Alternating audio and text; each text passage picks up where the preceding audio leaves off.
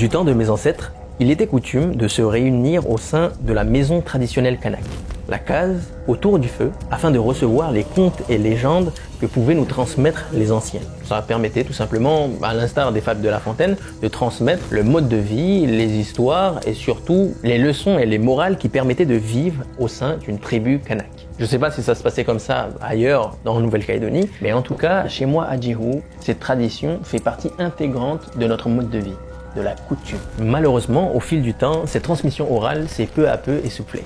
Et aujourd'hui, je pense qu'il est temps que moi aussi, je vous transmette les légendes de mon peuple. Donc prenez place au coin du feu et bienvenue à vous dans Tribal Légende.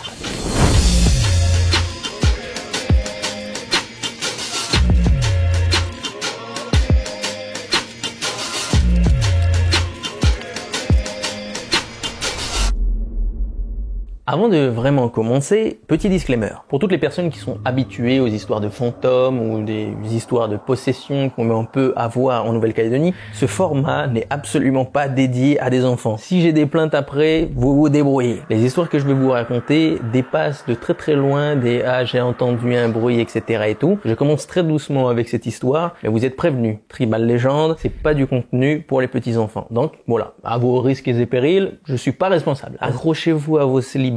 Parce que là, maintenant, je pense, on peut commencer.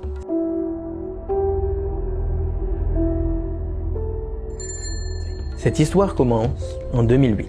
Pour vous remettre dans le contexte, à cette époque, l'iPhone 3 vient à peine de sortir et bouscule le monde avec l'invention et sa compatibilité avec la 3G. Donc autant vous dire qu'à l'endroit où se passe cette histoire, sur l'île de Lifou en Nouvelle-Calédonie, il n'y a pas de réseau, pas de lumière et pas de maison proche à quelques kilomètres à la ronde. Oui, le genre de lieu où t'as pas envie de te retrouver à 3 h du matin. Malheureusement, c'est là que va se passer notre histoire. À ce moment-là, dans la tribu de Nathalo, se trouve une quinzaine de petits jeunes. Le plus âgé à l'époque n'a qu'aux alentours de 16 ans et les plus petits peuvent en avoir 8 à 6. Et se trouvent tous à l'époque à l'intérieur du village, à l'endroit de la maison communale. C'est tout simplement un endroit où les gens du village se regroupent pour faire du sport en commun, aller à l'église. Il est actuellement 22 h.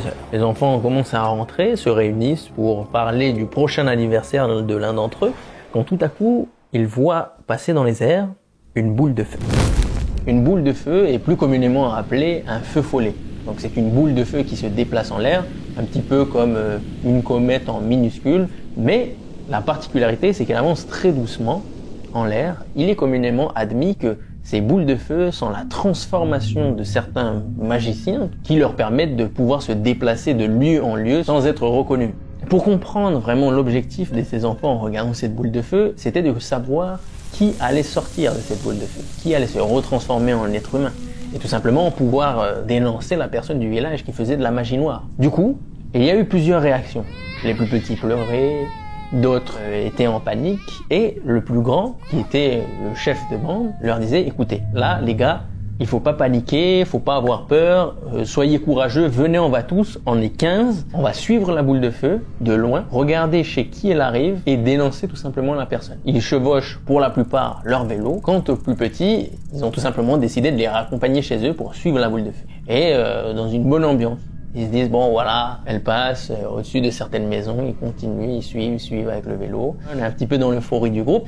Et au bout d'un moment, ils arrivent à la limite du village. À partir de cet endroit, la route n'est plus goudronnée. Donc ça commence à être une route en terre, tout simplement, qui rentre dans la forêt et qui amène tout simplement vers les champs. Je vous laisse imaginer la tronche de tous ces petits jeunes qui se disent « oh là là, les gars, ça commence à être chaud. On va quand même pas rentrer dans des champs. » Pour vous indiquer clairement, la route qui sépare la tribu de Nathalo à la tribu de Tingeting fait approximativement 6 km. Sauf qu'en 2008, en chevauchant leur vélo et à la seule lueur de leur téléphone, la traversée s'annonce bien plus que compliquée. Vous sentez le bourbier? Attendez un peu, ça va arriver.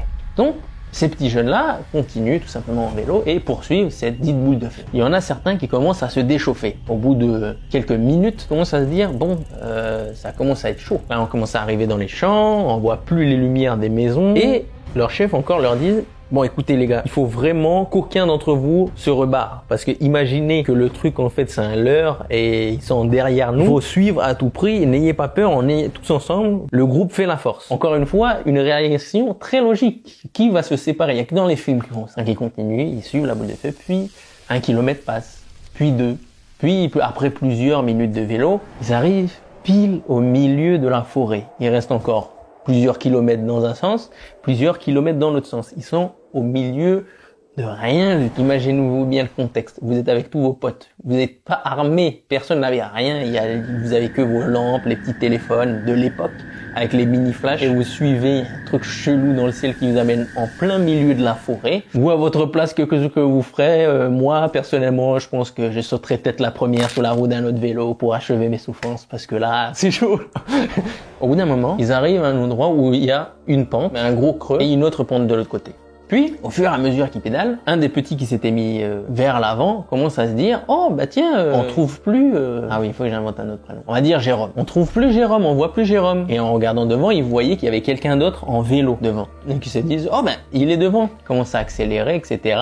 Puis, le vélo d'en face, le fameux vélo, il descend la pente, il commence à descendre, hop, il monte sur l'autre montée, ils s'arrêtent tous. « Jérôme, attends-nous, attends-nous !»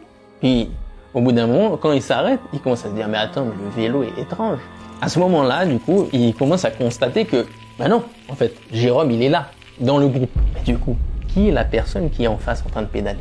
Et petit détail, juste avant de voir la personne en vélo, la boule de feu est tombée juste derrière la butte sur laquelle ils allaient arriver. Donc ils se disent « Bon, les gars, il y a la personne en vélo » et ils constatent, juste au moment où ils se rendent compte que la boule de feu vient de s'écraser juste derrière le vélo, que la personne fait sonner une sonnette. Alors, pour ceux qui n'ont pas le contexte, sur mon île à Lifou, déjà avoir un vélo avec un cale-pied, c'est une dinguerie. Donc une sonnette, pour la plupart, c'est la première fois de leur vie qu'ils entendent le bruit d'une sonnette. Ils se disent, tiens, c'est étrange. Et en regardant de plus près, le vélo, c'était un vélo de ce type-là. Donc un vélo des années 80, 60. Il arrive pile sur la butte et il appelle, oh! Qui t'es qui toi? Qu'est-ce que tu fais là, machin? La personne était de dos, logiquement. La personne s'arrête sur la butte, tourne son vélo, donc il voit qu'il y a une roue plus grosse que l'autre, énorme, devant, une petite roue derrière. Et quand la personne se retourne, ils s'aperçoivent qu'elle avait une tête de chèvre. Petite précision. Pour les Européens, vous pourrez vous dire, oui, c'est quoi ces histoires d'animaux? Les sorciers, chez nous, font justement des transformations en animaux, en chauves-souris, pour pouvoir se déplacer incognito. Et justement, à ce moment-là, la personne avait une tête de chèvre. Tout le monde a commencé à avoir peur, et à ce moment-là, la chèvre les regarde et elle dit « Anjehu Nyapebi », ce qui veut dire « Courez ». À cet instant, qu'est-ce que vous ferez? On est d'accord, vous tracerez la vie de vos races. Vous savez ce qu'ils ont fait, ces abrutis? Ils sont tous descendus de leur vélo, ils ont pris des cailloux et ont canardé le truc.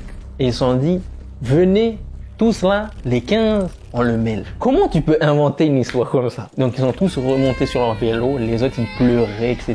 Ils se faisaient engueuler, taper par les autres. Ne pleurez pas, il faut pas avoir peur. Ils sont tous remontés sur les vélos, ils ont poursuivi le truc là jusqu'à l'autre tribu, la tribu de Tingeting. Et sur le trajet, juste avant de sortir sur la route de Tingeting, tout simplement disparu. À ce moment-là, ils se retrouvent tous sur la route. Ils ont attendu à cet endroit-là jusqu'au matin avant de reprendre la route pour rentrer dans leur tribu. Donc voilà, c'est fou là. On poursuivit une personne, une boule de feu qui s'est transformée en vieille personne sur un vélo des années 80 avec une tête de bouc qui leur a dit « Courez ». Ils l'ont canardé avec des cailloux et l'ont poursuivi sur 2 kilomètres dans la forêt jusqu'à ce qu'ils se sauvent, tout simplement. Et ils n'ont jamais su qui était cette personne. Si on peut conclure cette histoire, si jamais vous êtes sur mon île à Lifou, ou où que ce soit en Nouvelle-Calédonie, et que vous voyez une boule de feu passer dans le ciel, déjà de 1, c'est pas un feu d'artifice. Ne faites pas de vœux en regardant cette boule de feu. Et surtout, regardez derrière vous. Parce qu'on sait jamais qui arrivera derrière. Et je pourrais vous expliquer pourquoi je vous dis ça, mais je vous raconterai ça dans le prochain épisode de Tribal Legend. Bon, et ben voilà. N'hésitez pas à me dire dans les commentaires ce que vous avez pensé de cette vidéo. Si vous avez apprécié ce nouveau format, je vais le ressortir le plus souvent possible. J'ai gardé l'histoire la plus soft pour le début. Mais bon, ça on gardera pour les prochaines vidéos. Et à vous abonner pour les prochaines vidéos, la petite bande.